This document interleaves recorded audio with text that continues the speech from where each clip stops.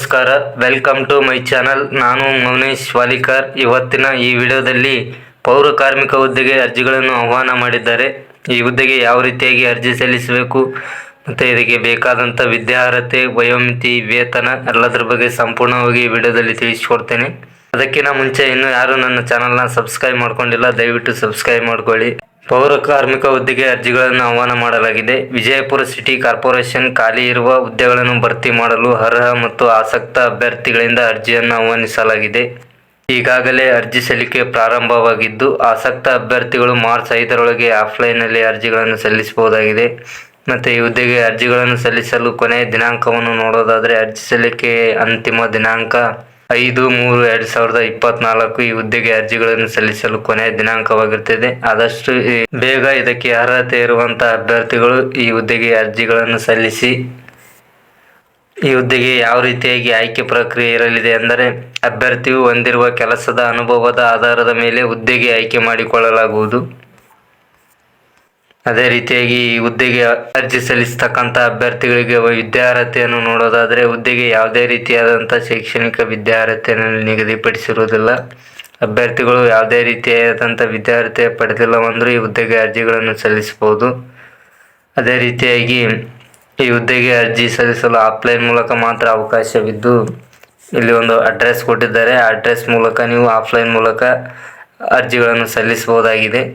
Vijayapura city corporation, Bagalkot road, Jalanagar 586109, Vijayapura, Karnataka. ಈ ವಿಳಾಸಕ್ಕೆ offline ಮೂಲಕ ಅರ್ಜಿಗಳನ್ನು ಸಲ್ಲಿಸಬಹುದು.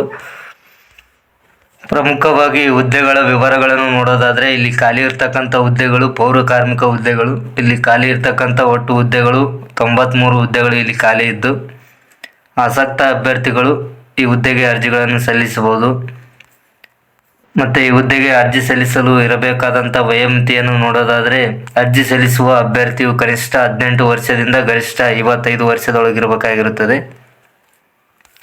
ಮತ್ತು ಈ ಹುದ್ದೆಗೆ ಆಯ್ಕೆಯಾದಂಥ ಅಭ್ಯರ್ಥಿಗಳಿಗೆ ವೇತನ ಎಷ್ಟು ನೀಡಲಾಗುತ್ತದೆ ಅಂದರೆ, ಮಾಸಿಕವಾಗಿ ಹುದ್ದೆಗೆ ಆಯ್ಕೆಯಾದ ಅಭ್ಯರ್ಥಿಗಳಿಗೆ 17,000 ರೂಪಾಯಿಂದ 28,950 ರೂಪಾಯಿ ತನಕ ಅಭ್ಯರ್ಥಿಗಳು ಮಾಸಿಕ ವೇತನವನ್ನು ಪಡೆದುಕೊಳ್ಳಬಹುದು. ಅದೇ ರೀತಿಯಾಗಿ ಕೆಲಸದ ಅರ್ಹತೆಯನ್ನು ನೋಡೋದಾದರೆ, ಅಭ್ಯರ್ಥಿಗಳು ವಿಜಯಪುರ ಮಹಾನಗರ ಪಾಲಿಕೆಯಲ್ಲಿ ಅಸ್ತಿತ್ವದಲ್ಲಿರುವ ನೇರ ವೇತನ ಕಲ್ಯಾಣ ಅಭಿವೃದ್ಧಿ ಕಾಯ್ದೆ ಸಮಾನ ಕೆಲಸಕ್ಕೆ ಸಮಾನ ವೇತನದ ಅಡಿಯಲ್ಲಿ 2 ವರ್ಷಗಳಿಗಿಂತ ಕಡಿಮೆ ಇಲ್ಲದೆ ನಿರಂತರವಾಗಿ ಪೌರ ಕಾರ್ಮಿಕ ಹುದ್ದೆಯಲ್ಲಿ ಸೇವೆ ಸಲ್ಲಿಸುತ್ತಿರಬೇಕು. ಅಂಥವ್ರು ಮಾತ್ರ ಈ ಹುದ್ದೆಗೆ ಅರ್ಜಿಗಳನ್ನು ಸಲ್ಲಿಸಬಹುದಾಗಿದೆ. ಮತ್ತು ಇಲ್ಲಿ ಒಂದು ಪ್ರಮುಖ ಮಾಹಿತಿಯನ್ನು ನೀಡಿದ್ದಾರೆ. ಅರ್ಜಿಗಳನ್ನು ಖುದ್ದಾಗಿ ಕಚೇರಿಗೆ ಸಲ್ಲಿಸತಕ್ಕದ್ದು. ಅರ್ಜಿಯನ್ನು ಮಾಹಿತಿ ಭರ್ತಿ ಮಾಡುವ ಮುನ್ನ ಅಧಿಸೂಚನೆಯಲ್ಲಿ ನೀಡಿರುವ ಸೂಚನೆಗಳನ್ನು ಕಡ್ಡಾಯವಾಗಿ ಓದಿಕೊಳ್ಳಬೇಕು. ಇದರ ಸಂಪೂರ್ಣವಾದ ಅಧಿಸೂಚನೆಯನ್ನು ನನ್ನ ಟೆಲಿಗ್ರಾಮ್ ಚಾನಲಲ್ಲಿ ಹಾಕಿದ್ದೇನೆ, ನೀವು ಅಲ್ಲಿಂದ ನೋಡ್ಬೋದು.